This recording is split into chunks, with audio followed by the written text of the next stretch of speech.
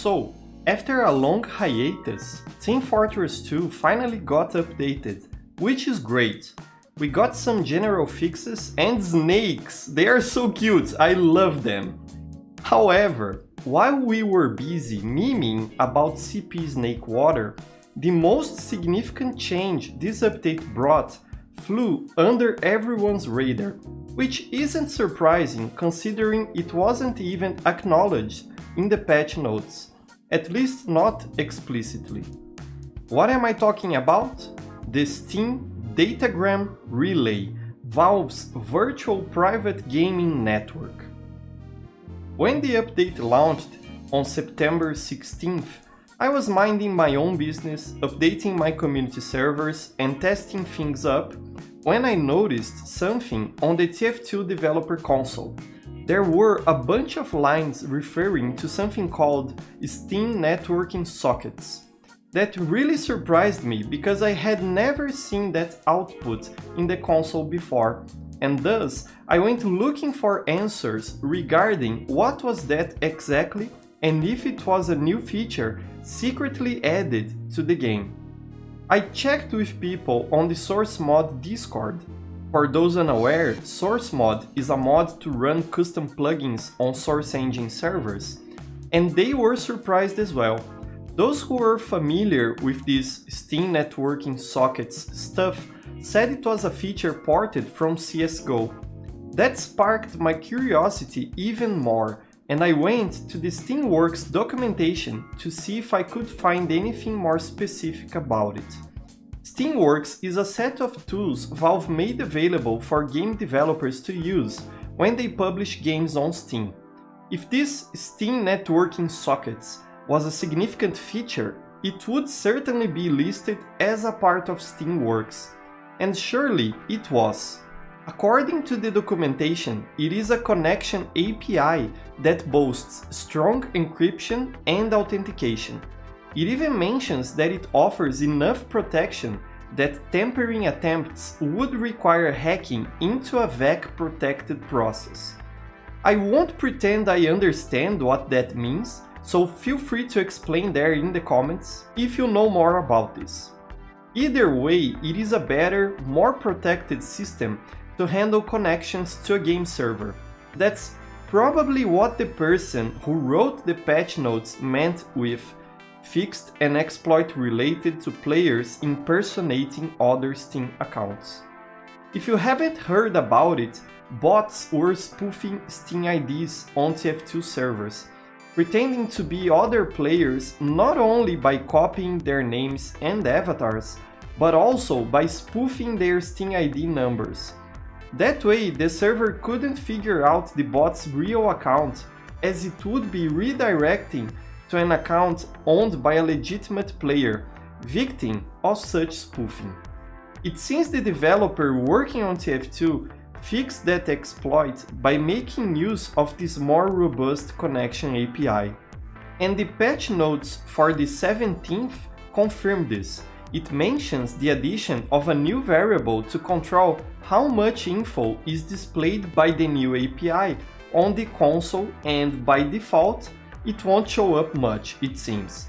Because of that, those console messages I mentioned in the beginning of the video don't show up anymore. But you can check that new variable is there, so the new API is still there, working on the background. I got curious by the name of that variable, SDR spill level, and went looking for what that SDR could mean. Once again, I found the answer on the Steamworks documentation.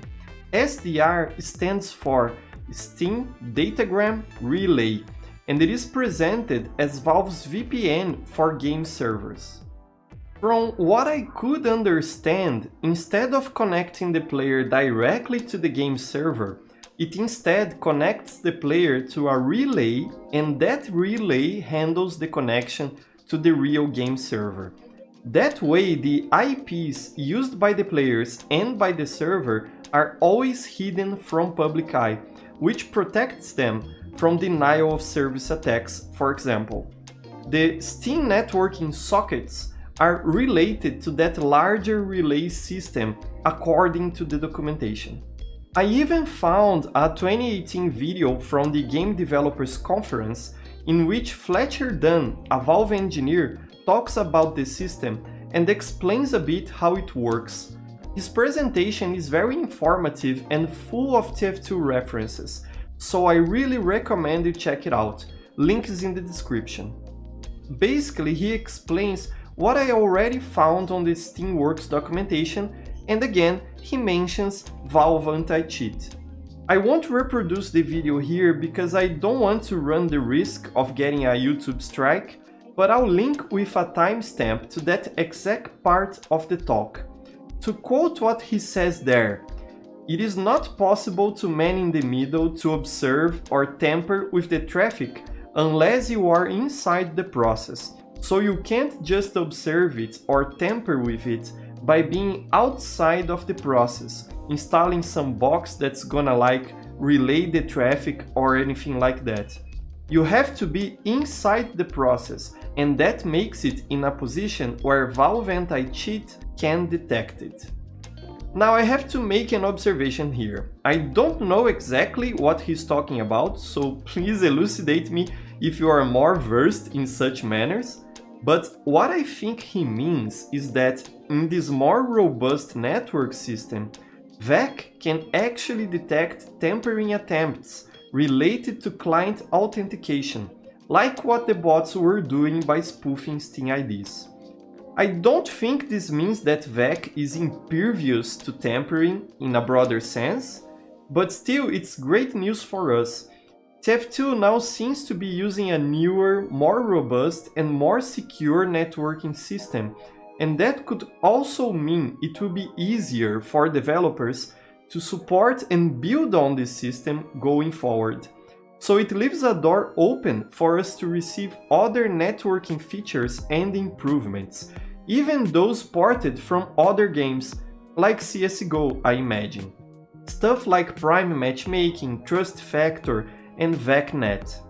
Of course, it doesn't mean we'll actually get those things because, Valve sucks, but at least it is a good sign that they are finally taking a quick look at where our problems truly reside, the way connections get authenticated to servers. I've said multiple times here on this channel that what allows bots to operate isn't a problem with TF2 itself, or with how VAC is implemented for TF2, but it is how Steam, as a platform, fails to detect and stop automated accounts from joining game servers. That's why I find this implementation of the Steam Datagram Relay very interesting. It is a first step in the right direction to make TF2 a better, stabler, more secure, and possibly someday bot-free online experience. And what is your take on this? Were you aware of this change? Do you have more information on this topic? Did you spot anything I got wrong or misunderstood in this video? Let me know in the comments below. Don't forget to like and share this video, subscribe so you don't miss my future content, and consider becoming a channel member if you are a fan of my work and want to support me directly. Thanks for watching, and I'll see you next time. Bye bye.